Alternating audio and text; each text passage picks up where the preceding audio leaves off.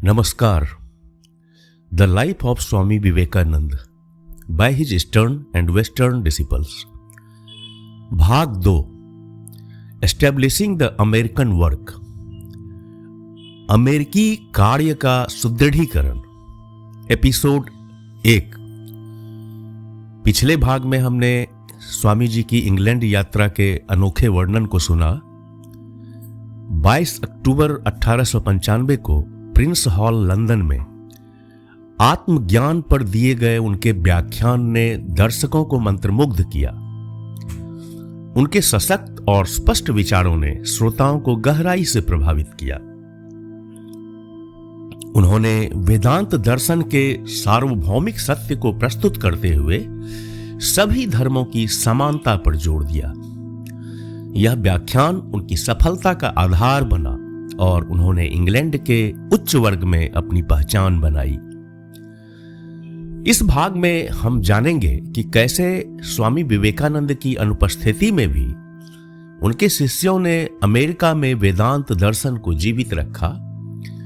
उन्होंने नियमित कक्षाओं और सार्वजनिक व्याख्यानों के माध्यम से भारतीय अध्यात्म का प्रचार किया. स्वामी जी ने राजयोग और कर्मयोग जैसी किताबें लिखी और व्याख्यानों के लिए उन्हें व्यापक सराहना मिली. उनके संदेश ने विभिन्न वर्ग के लोगों को प्रेरित किया और भारतीय संस्कृति के प्रति रुचि बढ़ाई. उनके शिष्य जैसे गुडविन ने उनके विचारों को संरक्षित करने में योगदान दिया. स्वामी जी ने धर्म, सत्य और मानवता की सार्वभौमिक एकता पर बल दिया, जिससे पूरब और पश्चिम के बीच एक वैचारिक सेतु का निर्माण हुआ. स्वामी विवेकानंद की इस अद्भुत जीवन यात्रा का हिस्सा बनने के लिए इस भाग को अंत तक सुने. अगर आपको यह प्रयास अच्छा लगे तो कृपया लाइक, कमेंट और हमारे चैनल को सब्सक्राइब करें. अब आगे की गाथा सुनते हैं. जय स्वामी विवेकानंद. स्वामी विवेकानंद की लगभग 4 महीने की अनुपस्थिति के दौरान अमेरिका में उनका कार्य यथासंभव जारी रहा और कुछ हद तक उनके शिष्यों द्वारा उनके सिद्धांतों का प्रचार प्रसार किया गया. स्वामी विवेकानंद की लगभग 4 महीने की अनुपस्थिति के दौरान अमेरिका में उनका कार्य यथासंभव जारी रहा और कुछ हद तक उनके शिष्यों द्वारा फैलाया गया. 18 जनवरी 1896 के ब्रह्मवादिन में प्रकाशित निम्नलिखित रिपोर्ट स्वामी कृपानंद के विवरण को प्रस्तुत करती है, जिसमें उनके कार्य की प्रगति का वर्णन किया गया है. जब हमारे प्रिय स्वामी विवेकानंद इंग्लैंड में अपने महान शिक्षण को प्रसारित कर रहे थे और उसे योग्य सफलता मिल रही थी, तब अमेरिका में बोया गया सत्य का बीज मर नहीं गया था, जैसा कि कई लोगों को डर था कि गुरु की अनुपस्थिति में ऐसा हो सकता है. इसके विपरीत वह विकसित हुआ और सुंदर फल देना शुरू कर दिया. उनके अनुयायियों ने उत्साहपूर्वक उनके कार्य को जारी रखा. नियमित रूप से बैठकें आयोजित की, जिनमें उन्होंने एक दूसरे को वेदांत के कठिन प्रश्नों पर प्रकाश डालने का प्रयास किया. उन्होंने एक दूसरे को इस दर्शन के नैतिक पाठों को अपने दैनिक जीवन में वास्तविक बनाने के लिए प्रेरित किया और अनुयायियों के दायरे का विस्तार कर हिंदू लोगों के प्रति व्यापक रुचि और प्रेम जगाया, जिनसे यह दिव्य दर्शन उत्पन्न हुआ. स्वामी जी के कुछ शिष्य, जिन्होंने अपने महान सन्यासी गुरु के उदाहरण का अनुसरण करते हुए संसार को त्यागा था, अपने साथी मनुष्यों की सेवा के लिए स्वयं को पूरी तरह से समर्पित कर दिया. उन्होंने स्वामी जी के संदेश को अन्य शहरों में पहुंचाया. जैसे जैसे हमारे लोग लंबे समय की धार्मिक उदासीनता और भौतिकवाद के बाद आध्यात्मिक सत्य की प्यास महसूस करने लगे, उन्होंने इस संदेश को सुना और परमात्मा के प्रति प्रेम और मानवता की सार्वभौमिक बंधुत्व के सिद्धांतों के प्रचार के लिए नए केंद्र स्थापित करने में सफलता प्राप्त की।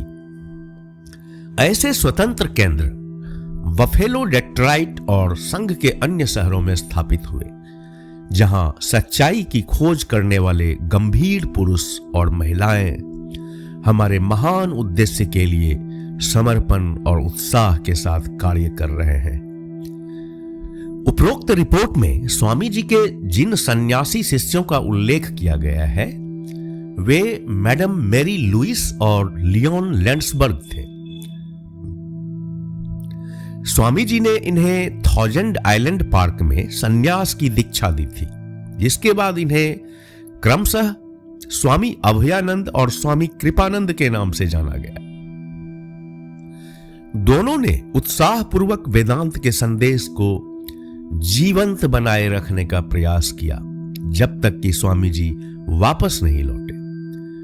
मिस एस एलन वाल्डो, जो स्वामी जी की समर्पित अनुयायी थी, उन्होंने भी आंदोलन के प्रेरणा को जीवित रखने में अपनी भूमिका निभाई। हालांकि ऐसा प्रतीत नहीं होता कि उन्होंने अक्टूबर 1896 तक कोई प्रचार कार्य किया हो, जब स्वामी जी ने उन्हें ऐसा करने की अनुमति दी। स्वामी विवेकानंद 6 दिसंबर 1895 शुक्रवार को न्यूयॉर्क पहुंचे।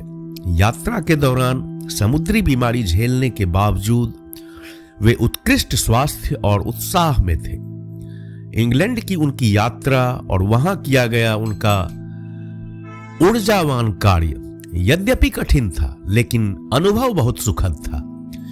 स्वामी कृपानंद के साथ उन्होंने अब 228 वेस्ट 39th स्ट्रीट को अपना मुख्यालय बनाया, जो एक लॉजिंग हाउस था।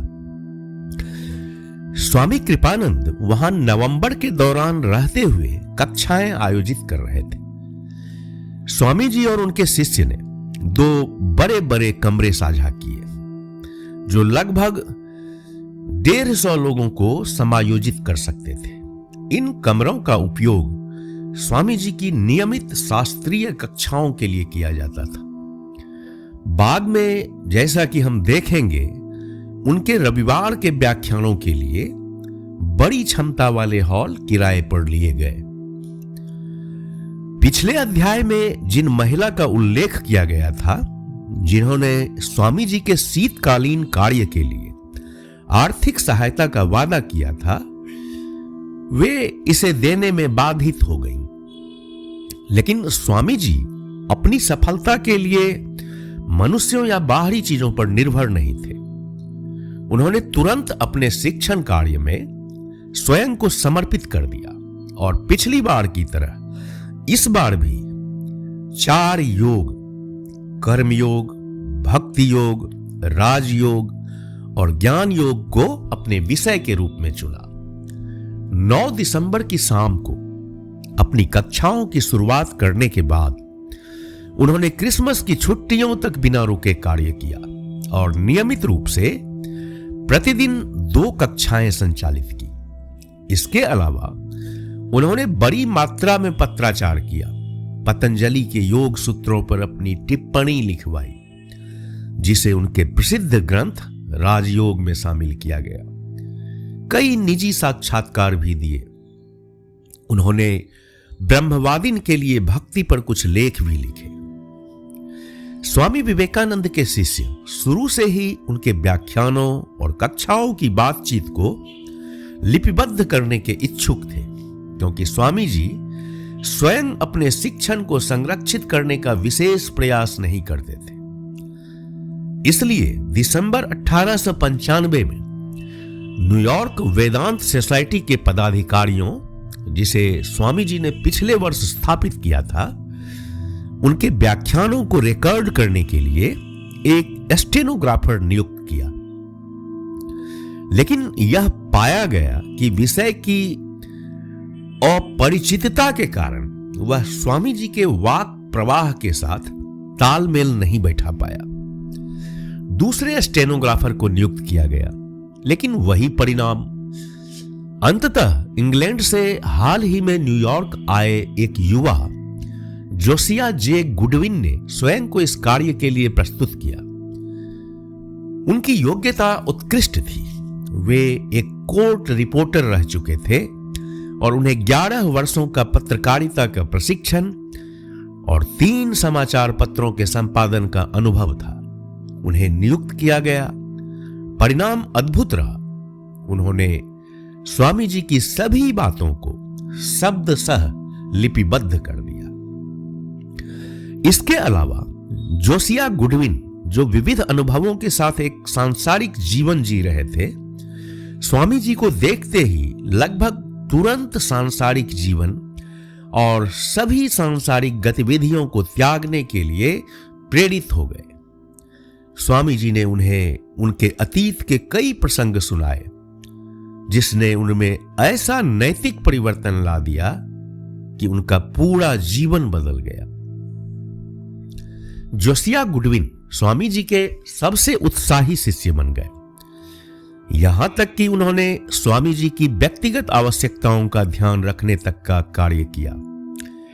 वे व्याख्यानों को स्टेनोग्राफी के माध्यम से नोट करते, उसी दिन टाइप कर लेते ताकि पांडुलिपियां अखबारों में प्रकाशन के लिए समय पर भेजी जा सके और अगले दिन के कार्य के लिए तैयार रहे।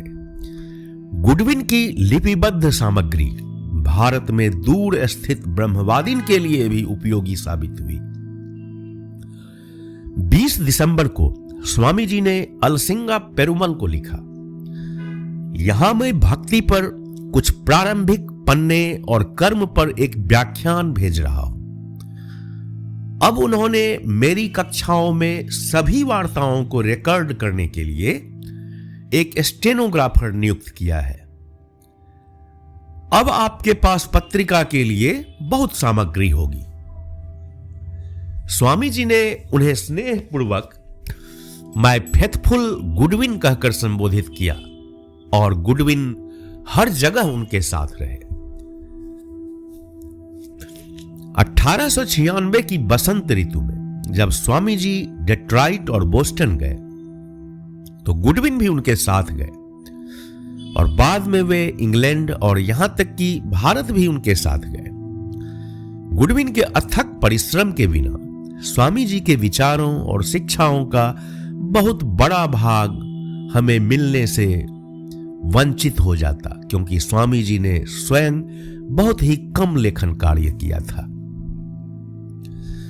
दिसंबर 1895 के अंत में स्वामी विवेकानंद ने क्रिसमस की छुट्टियों और अपने मित्र श्री और श्रीमती फ्रांसिस लेगेट के निमंत्रण का लाभ उठाकर रिड्जली मैनर, उनके न्यूयॉर्क के उल्स्टर काउंटी स्थित ग्रामीण निवास पर 10 दिन का प्रवास किया। वहां से लौटने के बाद उन्होंने न्यूयॉर्क में हार्डमैन हॉल में निःशुल्क संडे दोपहर व्याख्यानों की एक प्रेरणादायक श्रृंखला शुरू की। इसकी शुरुआत 5 जनवरी को धर्म का दावा, इसकी सत्यता और उपयोगिता विषय के साथ हुई। इसके बाद के 3 रविवारों को उनके व्याख्यानों के विषय थे सार्वभौमिक धर्म का आदर्श 12 जनवरी, ब्रह्मांड महाब्रह्मांड 19 जनवरी, ब्रह्मांड सूक्ष्म ब्रह्मांड 26 जनवरी। इसके अतिरिक्त उन्होंने 12 जनवरी की शाम ब्रुकलिन के मेटाफिजिकल सोसाइटी के समक्ष अमरत्व विषय पर व्याख्यान दिया। जनवरी के महीने में उन्होंने न्यूयॉर्क की पीपल्स चर्च में भी व्याख्यान दिया और 31 जनवरी को हार्टफोर्ड कनेक्टिकट में सार्वभौमिक धर्म का आदर्श विषय पर बोले। इन सार्वजनिक व्याख्यानों के साथ जो प्रशंसकों की बड़ी संख्या में भीड़ खींचते थे, स्वामी जी ने 39th स्ट्रीट स्थित अपने निवास पर प्रतिदिन 2 कक्षाएं भी जारी रखी। इन कक्षाओं में योग के अलावा उन्होंने सांख्य और वेदांत पर 7 कक्षाओं की एक नई श्रृंखला जोड़ी। इसी के साथ उन्होंने पतंजलि के योग सूत्रों पर अपने स्वतंत्र अनुवाद और विस्तृत टिप्पणी को भी लिखवाना जारी रखा। स्वामी विवेकानंद द्वारा योग सूत्रों पर लिखी गई इस टिप्पणी का तरीका अत्यंत रोचक है। उनकी निष्ठावान शिष्या मिस सारा एलन वाल्डो, जो ब्रुकलिन से प्रतिदिन न्यूयॉर्क आती थी, स्वामी जी के लिए खाना पकाने, घर का काम संभालने और एक सर्वांगीण सचिव का कार्य करती थी। उनकी लिपिक थी। उन्होंने लिखा, स्वामी जी को यह कार्य करते देखना अत्यंत प्रेरणादायक था। सूत्रों पर अपनी टिप्पणी देते समय वे अक्सर मुझे प्रतीक्षा में छोड़ देते, क्योंकि वे गहन ध्यान या आत्ममनन की स्थिति में प्रवेश कर जाते। वहां से उभरने के बाद वे किसी दिव्य व्याख्या के साथ लौटते। मुझे हमेशा कलम को स्याही में डुबोकर तैयार रखना पड़ता था। वे लंबे समय तक ध्यान में मग्न रह सकते थे और फिर अचानक उनकी चुप्पी किसी उत्साही अभिव्यक्ति या किसी लंबी विचारशील शिक्षा से टूटती। स्वामी जी की दैनिक कक्षाओं में उपस्थिति हर अपेक्षा से परे बढ़ रही थी और उनके सार्वजनिक व्याख्यानों में भी जबरदस्त भीड़ उमड़ रही थी। उनके व्याख्यान उस समय गहन दार्शनिक अंतर्दृष्टि और असाधारण भक्ति से परिपूर्ण होते थे, जो उनके व्यक्तित्व को एक अद्वितीय जिज्ञासु, भक्त, संत और सच्चे रहस्यवादी का अद्भुत मिश्रण के रूप में प्रकट करते थे। हार्डमैन हॉल में उनके व्याख्यानों के दौरान अक्सर खड़े होने की जगह भी नहीं बचती थी। उनके व्याख्यान और उनकी कक्षाओं ने उत्साह की एक विशाल लहर पैदा कर दी थी। न्यूयॉर्क के प्रमुख समाचार पत्र न्यूयॉर्क हेराल्ड ने 19 जनवरी 1896 को स्वामी जी के कार्य की विशेषताओं पर रिपोर्टिंग करते हुए लिखा, स्वामी विवेकानंद का नाम आज न्यूयॉर्क समाज के कुछ विशिष्ट वर्गों में बड़ी प्रतिष्ठा और सम्मान के साथ लिया जाता है, और यह वर्ग ना तो साधनहीन है और ना ही बौद्धिकता में कम। यह नाम भारत से आए एक गंभीर व्यक्तित्व के व्यक्ति का है, जिन्होंने पिछले 12 महीनों में इस महानगर में अपने लिए नाम और ख्याति अर्जित की है, खासकर पूर्वी धर्म, दर्शन और साधनाओं के प्रचार प्रसार के माध्यम से। पिछले शीतकाल में उनका अभियान 5th एवेन्यू के एक प्रमुख होटल के स्वागत कक्ष पर केंद्रित था। समाज में अपनी शिक्षाओं और अपनी पहचान को एक विशिष्ट स्थान दिलाने के बाद अब उनका उद्देश्य आम लोगों तक पहुंचना था। इसी कारण वे हार्डमैन हॉल में संडे दोपहर को मुक्त व्याख्यानों की एक श्रृंखला आयोजित कर रहे हैं। स्वामी विवेकानंद के प्रयासों को पर्याप्त सफलता मिली। अपने प्रारंभिक जीवन के बारे में वे शायद ही कभी बात करते हैं, सिवाय इसके कि वे अपने महान गुरु का उल्लेख करते हैं, जिन्होंने उन्हें वे शिक्षाएं और साधनाएं सिखाई जिन्हें वे अब इस देश में प्रस्तुत करने का प्रयास कर रहे हैं। उनका व्यक्तित्व निस्संदेह आकर्षक है। उनमें अद्भुत व्यक्तिगत चुंबकत्व है। जो कोई भी उनकी कक्षाओं में उपस्थित लोगों के गंभीर और ध्यानमग्न चेहरों को देखता है, उसे यह समझने में देर नहीं लगती कि केवल उनके विषय की महत्ता ही नहीं, बल्कि उनका व्यक्तित्व भी उनके शिष्यों को आकर्षित करता है और बांधे रखता है। इसके बाद न्यूयॉर्क हेराल्ड ने स्वामी जी और अमेरिका में उनके कार्य का वर्णन करते हुए कहा, हाल ही में स्वामी जी की एक कक्षा में जाने पर मैंने देखा कि वहां एक सुव्यवस्थित और बौद्धिक लगने वाली सभा मौजूद थी। कक्ष में डॉक्टर, वकील, विभिन्न पेशेवर, समाज की प्रतिष्ठित महिलाएं सभी मौजूद थी। स्वामी विवेकानंद कक्ष के केंद्र में भगवा वस्त्र पहने बैठे थे। उनके चारों ओर श्रोता विभाजित होकर बैठे हुए थे और वहां लगभग 50 से 100 लोग उपस्थित थे। यह कक्षा कर्मयोग पर आधारित थी। व्याख्यान या निर्देश के बाद स्वामी जी ने एक अनौपचारिक स्वागत समारोह आयोजित किया। वहां उनके व्यक्तित्व के चुंबकत्व का प्रमाण उन लोगों की उत्सुकता से मिलता है जो उनसे हाथ मिलाने या परिचय प्राप्त करने की विनती करने के लिए तत्पर थे। लेकिन स्वामी जी स्वयं के बारे में केवल उतना ही कहते हैं जितना बिल्कुल आवश्यक हो। अपने शिष्यों के दावे के विपरीत वे यह स्पष्ट करते हैं कि वे अकेले इस देश में आए हैं और किसी भी हिंदू सन्यासी आदेश का औपचारिक प्रतिनिधित्व नहीं कर रहे हैं। वे केवल यह कहते हैं कि वे सन्यासी हैं और इस प्रकार जाति खोए बिना यात्रा करने के लिए स्वतंत्र हैं। यहां हमें यह स्मरण करना आवश्यक है कि अमेरिका में स्वामी जी की सफलता आसान नहीं थी। यह यात्रा अत्यंत कठिन रही। उन्हें अनेक चुनौतियों का सामना करना पड़ा जो उन्हें लगातार परीक्षा में डालती रही। हालांकि पूर्वी तट पर उनके प्रति विरोध उतना संगठित या कट्टर नहीं था जितना मिड वेस्ट में था, लेकिन उन्हें हर जगह अज्ञानता के भारी प्रतिरोध का सामना करना पड़ा। इन कठिनाइयों का कुछ अंदाजा स्वामी कृपानंद द्वारा ब्रह्मवादिन को 12 जनवरी 1896 को न्यूयॉर्क से लिखे पत्र से लगाया जा सकता है। यह पत्र स्वामी जी के धैर्य और उनके साहस की परीक्षा को दिखाने के लिए विस्तृत रूप में प्रस्तुत है। स्वामी विवेकानंद ने अमेरिका में हिंदुओं के धार्मिक और दार्शनिक विचारों का प्रचार करने में जो अद्भुत सफलता प्राप्त की, वह कई बार इस गलत निष्कर्ष तक ले जाते हैं कि यह सफलता केवल अनुकूल परिस्थितियों के संयोग का परिणाम थी, न कि उनकी असाधारण क्षमता का।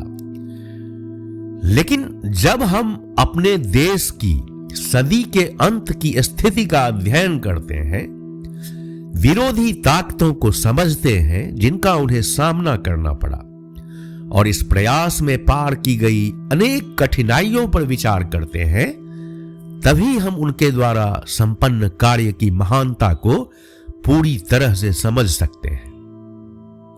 साथ ही यह महसूस कर सकते हैं कि इस सफलता का श्रेय केवल शिक्षक के व्यक्तित्व को जाता है।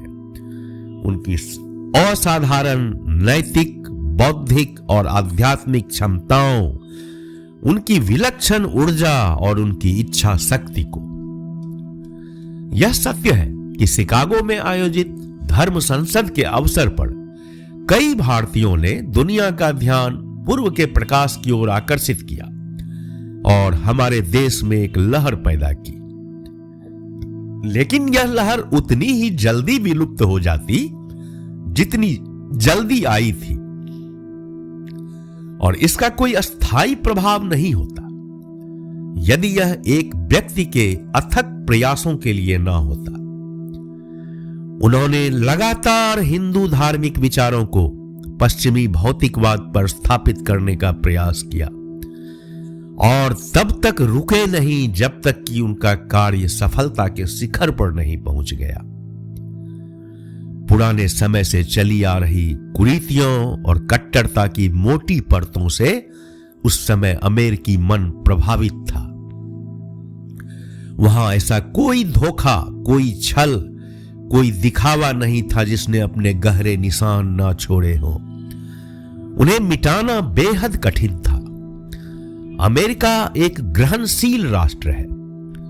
इसी कारण यह देश हर प्रकार की धार्मिक और अधार्मिक विकृतियों का गढ़ बन गया था। ऐसी कोई थ्योरी नहीं थी जो हास्यास्पद ना हो, कोई सिद्धांत नहीं था जो तर्कहीन ना हो, कोई दावा नहीं था जो अतिशयोक्तिपूर्ण ना हो, कोई धोखा नहीं था जो स्पष्ट ना हो और फिर भी उनके अनेक अनुयायी तैयार मिलते थे। असामान्य, गूढ़ और सनसनीखेज चीजों के प्रति इस विकृत लालसा ने मध्य युग का पुनरुत्थान सा कर दिया था। इस लालसा को संतुष्ट करने और लोगों की भोलेपन भरी आस्थाओं का लाभ उठाने के लिए सैकड़ों समाज और संप्रदाय जन्म लेते थे, जो दुनिया के उद्धार का दावा करते थे और उनके तथाकथित प्रवक्ताओं को $25 से $100 तक का सदस्यता शुल्क दिलाते थे। हर दिन नए भूत प्रेत, महात्मा और नबी उभरते थे। ऐसे धार्मिक पागलों के इस अराजक समूह में, इस धोखे, छल कपट और धूर्तता की रसोई में स्वामी जी प्रकट हुए। वेदों के उच्च धर्म, वेदांत का गहरा दर्शन और प्राचीन ऋषियों की महान बुद्धिमत्ता को सिखाने के लिए। इस कार्य के लिए परिस्थितियां अत्यंत प्रतिकूल थी। इस महान मिशन को शुरू करने से पहले सबसे पहले तो इस छल, अंधविश्वास और कट्टरता के इस दुर्गंधित अस्तबल को साफ करने का कठिन कार्य करना आवश्यक था। यह ऐसा काम था जो सबसे साहसी दिल को भी निरुत्साहित कर सकता था, सबसे दृढ़ इच्छा शक्ति को भी हिला सकता था। लेकिन स्वामी जी उन लोगों में से नहीं थे जो कठिनाइयों से डर जाएं। गरीब और मित्रहीन, केवल भगवान और मानवता के प्रति अपने प्रेम को सहारा बनाकर स्वामी जी ने धैर्यपूर्वक अपना काम करना शुरू किया। उन्होंने ठान लिया था कि जब तक उनका संदेश सत्य के खोजी पुरुषों और महिलाओं के दिलों तक ना पहुंच जाए, तब तक वे हार नहीं मानेंगे। शुरुआत में उनके व्याख्यानों में भारी भीड़ उमड़ पड़ी, जिसमें कुछ तो जिज्ञासु लोग थे और कुछ वही अजीब और धोखेबाज तत्व जो पहले से ही उल्लेखित थे। इन लोगों को लगा कि स्वामी जी उनके स्वार्थी उद्देश्यों को पूरा करने के लिए उपयुक्त साधन बन सकते हैं। इन व्यक्तियों में से अधिकांश ने उन्हें अपने पक्ष में करने के लिए पहले सहयोग का प्रलोभन दिया, और जब स्वामी जी ने इसे ठुकरा दिया तो उन्हें डराने और धमकाने की भी कोशिश की, लेकिन उनकी उम्मीदें धूल में मिल गई। पहली बार उन्होंने ऐसे व्यक्ति का सामना किया जिसे न खरीदा जा सकता था और न डराया जा सकता था। जैसा कि पौलिस कहावत कहती है, दरड़ती पत्थर से टकरा गई। इन सब प्रस्तावों के उत्तर में स्वामी जी का केवल एक ही जवाब था, मैं सत्य के लिए खड़ा हूं। सत्य कभी असत्य के साथ संधि नहीं करेगा। भले ही सारा संसार मेरे खिलाफ हो जाए, सत्य अंत में विजयी होगा। जय स्वामी विवेकानंद।